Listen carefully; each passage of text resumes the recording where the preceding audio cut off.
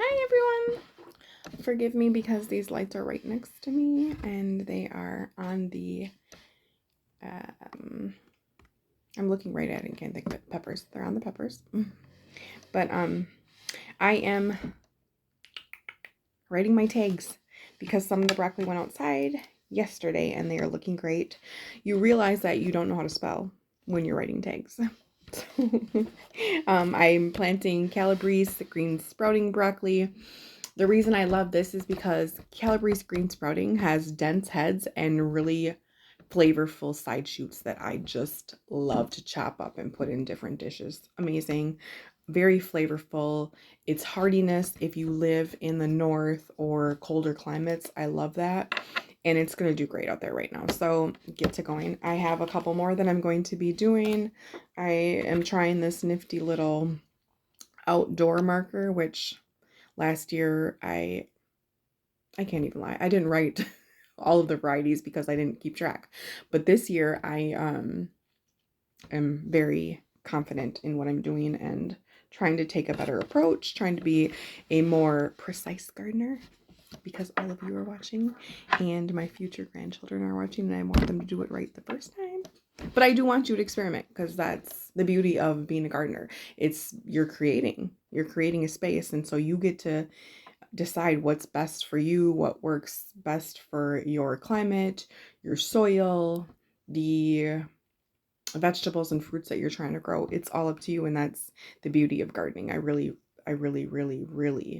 think everyone should experiment on their own. You know, it's one thing to use the Googles and to use the YouTubes, you know, all of them are great for tips and tricks, but you come up with your own as well, and that's part of being a confident gardener. So we are getting all of this ready. I'm putting all of my planters into the ground, and planters is not the right word. I was going to try to keep going, but it wasn't the right word. The right word is I'm putting all of my identifying markers. That's the right language I'm trying to use.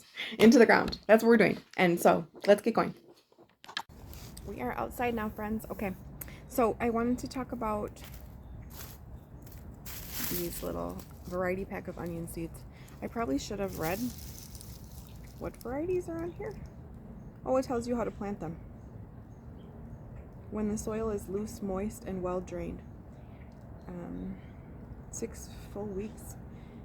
I think I'm in the good. I think I'm in the clear, which is very rare for me. It's a variety pack. I can see red, yellow, white. Some of them already look like this. This variety pack I just got off Amazon. It's called Tomorrow Seeds. It came in this nifty little red. I just got onion skins all over me. Oh my gosh. Okay. I'm a mess. It's part of being a gardener. But yeah, so they look like this.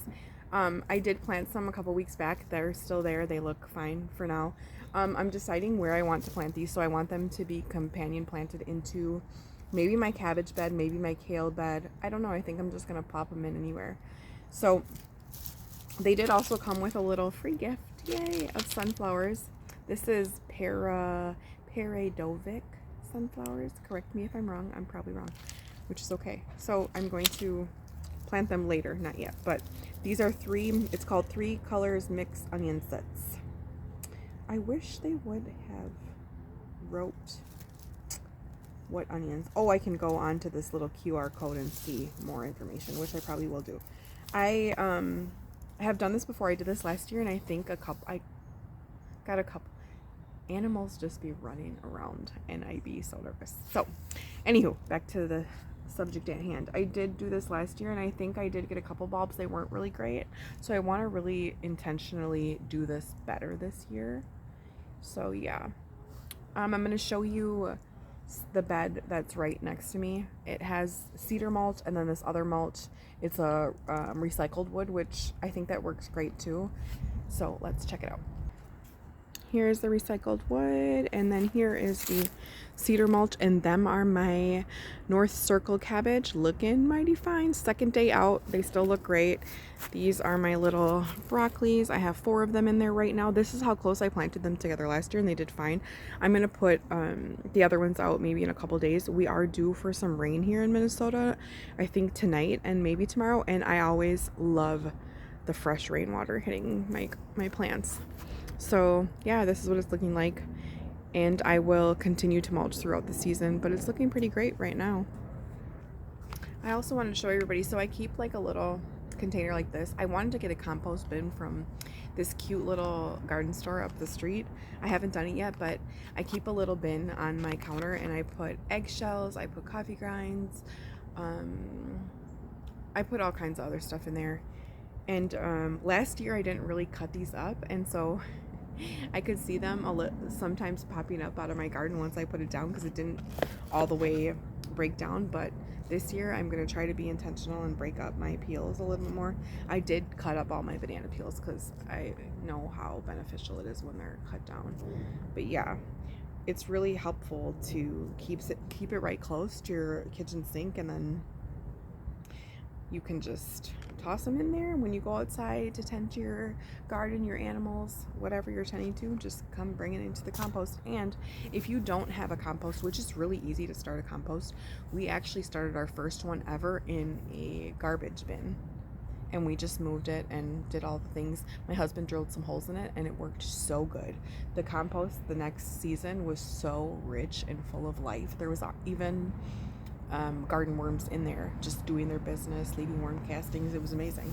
So I highly suggest you start a little compost bin. If you don't want to start one, you can dig a hole. I've seen my friends do this. They dig a hole, they put all of their fruit, vegetables, whatever you have, the stuff that you don't want to eat, you just throw it in the hole. Worms will come devour that, and that soil will be full of microbes and a diverse ecosystem just living underneath there, ready for your plants. So I just want to encourage people to try different methods and see what works for you, because something will work for you. Okay, y'all, here we are. Get big chunks like this out of your garden. So I have radishes and beets that I put up here. We don't really eat a lot of them, but I do like some of them, and some of my friends use beets for dyes, for traditional dyes in some of their artwork. So I'm growing some of them for my friends, which is really nice. You should always be a good relative. But here we are. I'm going to keep this bed. I might pop some other kale in here, but I'm going to plant some onions in here for sure. And you will see that I plant onions throughout my garden all over. So we'll see how, I like to see where they grow best. So that's another experiment for us. So let's get gardening. And look at, I found these lovely things. What I decided to do is let's put you up here real quick. I decided to get a little box right on top of my washer and dryer, a shelf right before I go outside. So I have a little box now dedicated for my gloves. Good gardening. Okay. Let's do some little holes, and we need to even this out. So I'm going to even it out a little bit.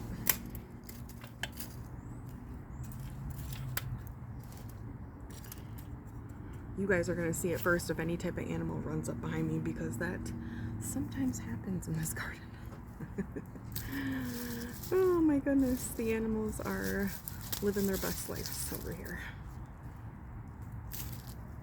Because this is our own homegrown mulch too, I will say that sometimes there is bigger pieces of wood in here because we don't have a wood chipper. So, and I'm gonna do it kind of like in a variety.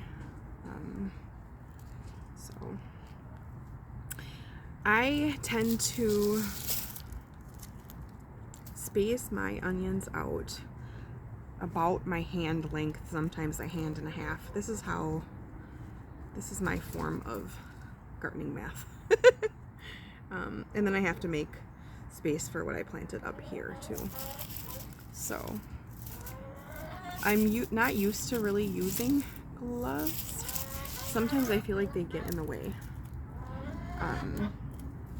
especially if you're not used to them. I like touching the soil too. That's when I, being raised by my grandmother, like she always kept a big garden, and part of my childhood was playing in the soil, and my first friends were plants actually. And so I'm always reminded about my childhood when I'm in the garden, and I'm reminded of my grandmother, and it's nostalgic and it's therapeutic, and I think we all have memories like that where our childhood, the good times of our childhood, were most likely outside. I just love how when I'm storytelling, my chickens think it's like time to be the most vocal. So that's always fun. Yes, I know. You are seeing me and want to come out and play, and I'm busy. I will come for you in a minute. I remember when I first started planting onions, I thought you had to plant the whole bulb, and that is not how I do it now. I plant it so I can see the top of the onion like this. The bottom right here you can see is where the roots are going to grow. That's what you want to stick down. So you want to just plop it right down like that. And you want this to be sticking up a little bit, the top little hair. The hair. So here we are. I left room for other things that I'm going to plop in here later. But we are pretty much done in this bed for now. You see this? This walnut? These are our dear little friends, the squirrels. They think this is a gift, and it is not. It is not gift-giving season to my garden. These squirrels are just so naughty. Okay, friends, this is the onion bed dedicated to the onions. So we are going to plop them other places. See ya. So I think this is where I'm going to put my other onions. You can see that my beautiful little cabbage is out here. They will be planted with my cabbage. Yeah, so that's my plan as of right now. I'm going to water everything in as well. So yeah, let's get to starting. I did find my little nifty, what is this? It says bloom where you are planted. It is for your knees. And this thing, I'm so grateful that I washed it off and hid it underneath one of my raised beds so I can find it again. It is working wonders for my knees right now. So you want to make sure when you do plant out from your seedlings, taking your seedlings inside and transporting them outside to your outdoor garden, that you water everything in. And I usually don't do this at the dead, when the sun is rising and it's at its peak and it's really hot. I like to do it when it's a little bit gloomy or earlier in the day or later in the evening. That's just a rule of thumb that I was taught by my grandmother. So, yep, we are going to get to planting these in. It's kind of difficult for me to plant my garden in at stages. That's probably the best method, but then later I decide like, oh, I should have rearranged it like this, and then before you know it, you're trying to transplant and it's just kind of a mess. So we're gonna get to go in here and see how this is gonna work. I do also have Walla Walla onions that I started, and them are inside still. I'm probably gonna bring them out within the next week. The weather's supposed to be good. We do have some rain coming, which I love the rain, so I'm not sad about that. But yeah, I'm trying to decide where I want to plant these onions. These, now that I'm looking at it, can you see the cabbage? I think it might be close together, but to be honest, I don't know if I really want my heads super big, so this might be okay. I have a lot more cabbage. I want to say like 20 more cabbage inside, so I can decide how far apart I want them.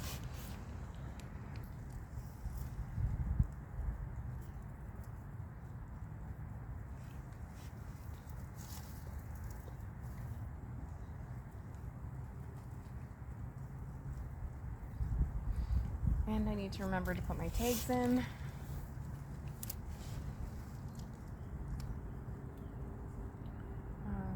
do I want to do this? I should go make another tag for the other bed of onions. That is just not gonna stay, but we're just gonna make it work. So yeah, that's the North Circle cabbage. I'm going to put this in with the other ones. This is for my broccoli and my asema. Asema is the word for traditional Anishinaabe tobacco, which is the plant that I am planting for my tribe and my relatives. So I know I've talked about this before in a couple other videos, but I just wanted to touch on it again. That like I noticed that as my garden journey progresses, I'm using what some may call better gardening materials than I once did when we first got this homestead. So what I used to do is I used to find like big rocks that when we cleaned out the back, the far back bed, like that plot, it's huge, it's where our chickens are. There was big rocks and almost boulder-like type rocks, and so I would use them to kind of create a barrier, or they would section off parts of my garden. Worked great. Little pebbles. I love the nutrients that comes off rocks. They have nutrients in them. Some people don't know that, and so they're fine in your garden bed. You've all seen plants grow in rocky areas. It happens. So just know that as I'm using wood chips now, I didn't use wood chips even for my onions back there. I just got a big pile of leaves and I put it all in the onion bed over them, just to keep the help keep the moisture in and kind of let the leaves work their magic, right? So use what you have. As you progress, if you'd like to get purchase materials, that's fine. I remember one year, I think it might have been last year. No, it was a couple years back. I actually spent so much money on compost, and I was like, man, there's got to be a better way, and at that time we had just gotten chickens. It was a while back, actually. We had just gotten chickens, and then I was like, oh, and then the bunnies came, and now I'm like, okay, this is where the magic is. This is the gold. If your soil is healthy, you can grow anything. I truly believe that. So when dirt is different than soil, dirt is dead, it's dust, it's compacted, it's not healthy, there's no living particles in there. Soil is when things are living in your dirt. Yeah, you understand? And I think soil health needs to be talked about more. It's like gut health needs to be talked about more. The health of the body is the health of the gut. So focus on your soil first, and gardening will just naturally happen. Growing will naturally happen. I'm out here looking now because I found some boulders, and I'm like, oh, I remember when I used to love finding boulders, and I still love finding boulders. So I create little barriers all along my gardens, and I love that. And I do, the funny thing is, when I bought, like, I would buy, I would go to the garden shop and I would find these little, they mimicked boulders, but they weren't. They were kind of plastic and flimsy. Oh my god, they were the worst. And I felt bad throwing them away because they were hard plastic, and I'm like, why did I do this? And it's because, like, I wanted to follow the trends and I wanted it to look pretty. Your garden will be beautiful. It will be beautiful because it's your masterpiece. But you have to believe in what you're doing, and you have to start from ground zero and be okay with that.